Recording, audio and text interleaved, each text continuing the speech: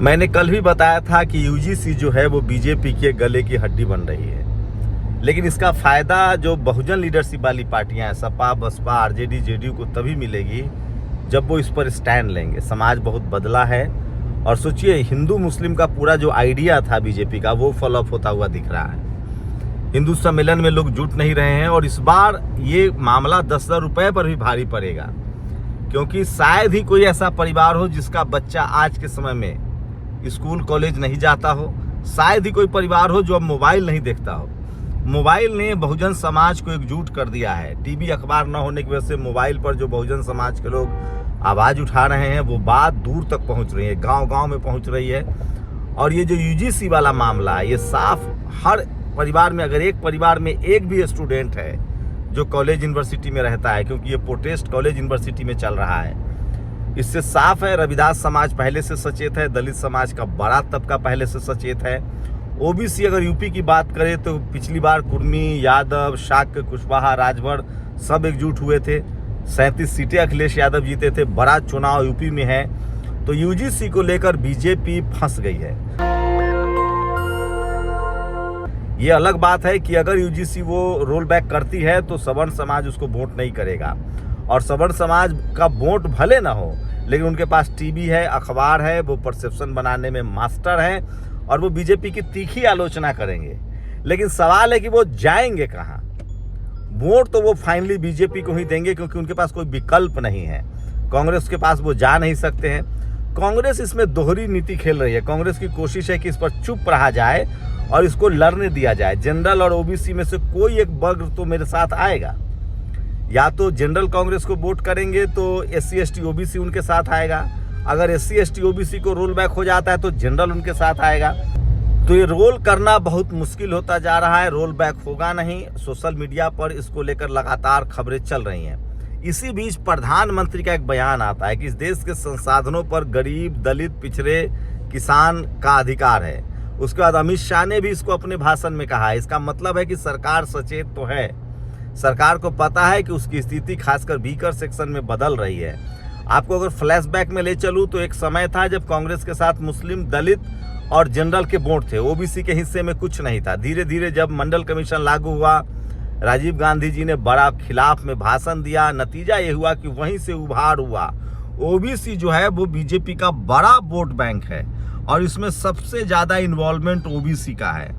OBC को लग रहा है कि SC ST का तो जाति जनगणना भी होता है, SC ST का रिजर्वेशन भी है, SC ST का पॉलिटिकल रिप्रेजेंटेशन भी है, लेकिन जनरल कैटेगरी के जो लोग हैं वो ओबीसी को कुछ देना नहीं चाहते हैं। आप याद कीजिए मंडल कमीशन के समय इतनी जागरूकता नहीं थी। ओबीसी जातियों में बटा था और बहुत सारे ओबीसी के छात्र भी जो है वो मंडल कमीशन के खिलाफ थे।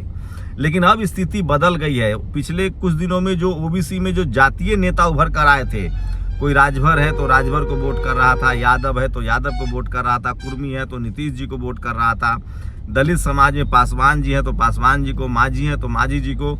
ये जो ट्रेंड था यूजीसी ने इस ट्रेंड को भी बदलने की कोशिश की है। तमाम दलित, पिछड़े, किसान, आदिवासी, अल्पसंख्यक को लग रहा है कि हम जातियों में बटेंगे तो हमारा संवैधानिक अधिकार खत्म हो रहा है। आपको बता दें कि जब यूपीएससी हो या सरकारी नौकरियां हो, कॉलेज, यूनिवर्सिटी हो, वहाँ जाति नहीं पूछी जाती है कि आप कुर्मी हैं, यादव हैं, कुशवाहा हैं, आप प्रजापति हैं, विश्वकर्मा हैं, राजभर हैं या स्वरूप चंद्रवंशी है।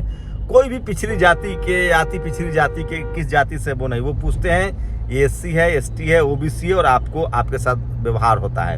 अभी IAS की लिस्ट आई है। सोचिए सिर्फ 10% IAS जो हैं SC ST OBC के टोटल है, IAS IPS IFS। इसका मतलब है कि 75 सालों में जो रिजर्वेशन है वो SC समाज तक भी नहीं पहुंचा है, ST समाज तक भी नहीं पहुंचा है। ओबीसी की दुर्दशा तो किसी से छुपी हुई नहीं है। सरकार जाति जनगणना नहीं करवा रही है, उनको करवाना पड़ेगा, जाति वाला कॉलम डालना पड़ेगा। तो धीरे धीरे ही सही, राजनीतिक रूप से, सामाजिक रूप से और कल्चरली, आर्थिक रूप से भी ओबीसी समाज मजबूत हुआ है, एकजुट हुआ है और वोट बैंक तो उसके पास है। एक और कॉन्स्पिरेसी हो सकती है कि अगर यूजीसी नहीं देते हैं वो तो और जाति जनगणना नहीं करवाते हैं तो लगातार सुप्रीम कोर्ट के दरवाजे के जरिए high court, supreme court OBC आरक्षण को खत्म कर सकती है। क्रीमी लेयर वो पहले ही लगा चुकी है। लेकिन सबसे बड़ा खतरा, अगर ओबीसी का आरक्षण खत्म हुआ तो एससी एसटी समाज का भी आरक्षण खत्म होगा और पॉलिटिकल रिप्रेजेंटेशन भी खत्म होगा। लेकिन धीरे धीरे तमाम राजनीतिक दल, मजबूरियां हैं सबकी, लेकिन वो बोल नहीं रहे हैं, लेकिन सब समाज समझ रहा है। यूजीसी वाला मामला जो है वो घर घर तक पहुंच गया है, क्योंकि हर घर में कोई ना कोई एक स्टूडेंट तो है जो इंटर पास कर रहा है या ग्रेजुएशन कर रहा है, और वो उसको सीधे सीधे ये बातें दिख रही है, क्योंकि सोशल मीडिया ने हर आदमी को इस बारे में अवेयर किया है। सोशल मीडिया ही जो है उसकी रीच बहुत ज़्यादा है, और ये बात आप समझ सकते हैं कि इस प्रोटेस्ट की इंटेंसिटी कितनी है।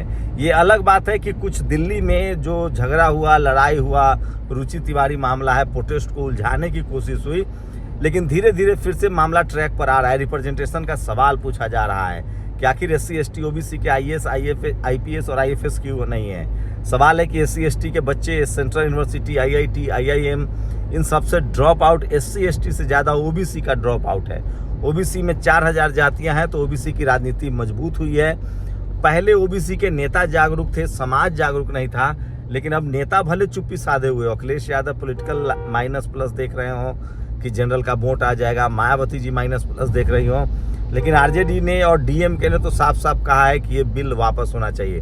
तो सामाजिक आंदोलन, सामाजिक मूवमेंट चल रहा है। कॉलेज यूनिवर्सिटी का मामला है, हर घर में कोई ना कोई बच्चा पढ़ता है, तो इसको आप मैनेज तो नहीं कर सकते हैं। तो जनरल कैटेगरी के लोगों ने जिस तरह से प्रोटेस्ट किया, उनके जहन में भी इस बात को है। तो अगर सरकार इसको वापस लेती है, इस बिल को वापस ले लेती है, नई गाइडलाइंस बनाती है, तो एससी एसटी ओबीसी से हाथ धोना पड़ेगा बीजेपी को। अगर ये बिल बना देती है तो जनरल कैटेगरी का उसको विरोध झेलना पड़ेगा, जो बहुत ही खतरनाक होगा। मतलब यूजीसी बीजेपी के लिए गले की हड्डी बन गई। लेकिन जो पार्टियां समझ रही हैं, कांग्रेस फिलहाल जिस तरह से बैकफुट पर है, वो फायदा लेते हुए नहीं दिख रही है। देर सवेर अगर ये बिल वापस नहीं लेती है तो अखिलेश यादव भी इसके समर्थन में आएंगे, मायावती जी भी इसके समर्थन में आएंगी। थोड़ा हल्के आवाज ना उठे, लेकिन एक बात तो तय है कि अगर ये बिल वापस हो जाता है तो एससी एसटी ओबीसी के लोग और नाराज होंगे बीजेपी से, और जिस दिन बीजेपी का साथ ओबीसी ने छोड़ा, उनकी दुर्गति होनी तय है। तो राजनीतिक रूप से ये बड़ा मसला बन गया है, सामाजिक रूप से भी ये बड़ा मसला बन गया है। मेरे लिए एक खास बात है कि कम से कम जो नेशनल दस्तक ने शुरुआत की थी, जिसको हम बीकर सेक्शन की मीडिया जगत पत्रकारिता कह रहे थे, बहुजन पत्रकारिता कह रहे थे, मिशन फूले पेरियार अंबेडकर का मिशन मूवमेंट कह रहे थे, वो बहुत पहुंचने लगा है। और सोशल मीडिया पर हजारों लोग हैं जो अब कम से कम न्याय के पक्ष में, संविधान के पक्ष में लिख रहे हैं। तो ये बड़ी ताकत है।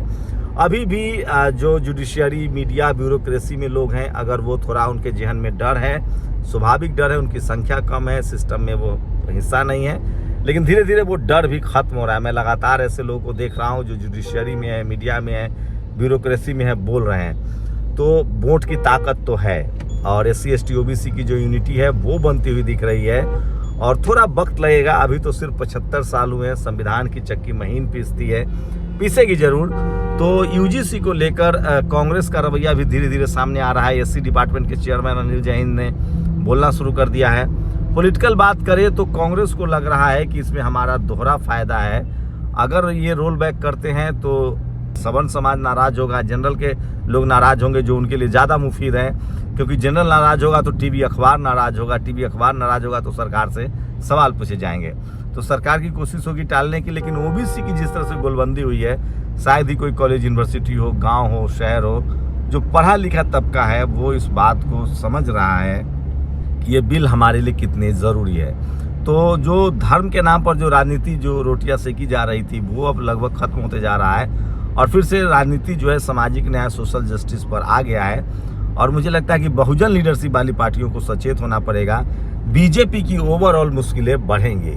कांग्रेस इंतजार कर रही है, पकने देना चाह रही है कि बीजेपी कुछ भी करे, दोनों में उसका नुकसान है। वापस लेती है तो भी उसका नुकसान है, क्योंकि एससी एसटी ओबीसी और नाराज होंगे। अगर वो इस बिल के पक्ष में जाती है तो जनरल कैटेगरी के लोग नाराज होंगे। लेकिन बीजेपी के लिए अगर वो बिल के साथ आती है तो ज़्यादा फायदा होगा, क्योंकि उसको वोट सरकार से बनाना है। वोट दलित पिछड़ों के पास है, ओबीसी के पास है। अगर वो बिल वापस ले लेती है तो जनरल कैटेगरी उसके साथ रहेंगे, लेकिन उनके वोट से सरकार नहीं बनती है। तो मुझे लगता है कि बीजेपी के पास जो थिंक टैंक है वो इतनी बड़ी गलती तो नहीं करेगा कि वो 60-70% लोगों को दरकिनार करके, क्योंकि पूरी जो धर्म की राजनीति है वो टूटती हुई दिख रही है। और एक यूजीसी ने इस देश के लगभग दलित पिछड़ों को जागरूक कर दिया है, जो काम बहुत मुश्किल से हो सकता था। आप लोग की क्या प्रतिक्रिया है? क्या राजनीतिक रूप से बीजेपी क्या फैसला करेगी? वो बिल के खिलाफ जाएगी? ये बड़ा सवाल है। क्या वो टीवी अखबार से डर जाएगी? क्या 10% बनाम 80-85% वोट का मसला है? ये बड़ा सवाल है, क्योंकि अब धीरे धीरे ही सही बहुत सारे स्कूल कॉलेज लोग पहुंच गए हैं। लेकिन सबसे बड़ा बात है कि यूजीसी बिल न्याय के पक्ष में है। ये बिल होना चाहिए ताकि किसी के साथ भेदभाव ना हो। सोचिए, किसी को ये चिंता सता रही है कि कल इस कानून का दुरुपयोग हो सकता है और किसी के साथ भेदभाव हो रहा है। ये बड़ा सवाल है। शुक्रिया। दस्तक की आपसे गुजारिश है कि अगर इसको बचाना चाहते हैं तो नेशनल दस्तक को सब्सक्राइब करने के लिए रेड कलर के सब्सक्राइब बटन को दबाएं, फिर बेल आइकन की घंटी दबाएं। नेशनल दस्तक को बचाने के लिए बहुत जरूरी है कि हर खबर को शेयर करें, लाइक करें, कमेंट जरूर करें।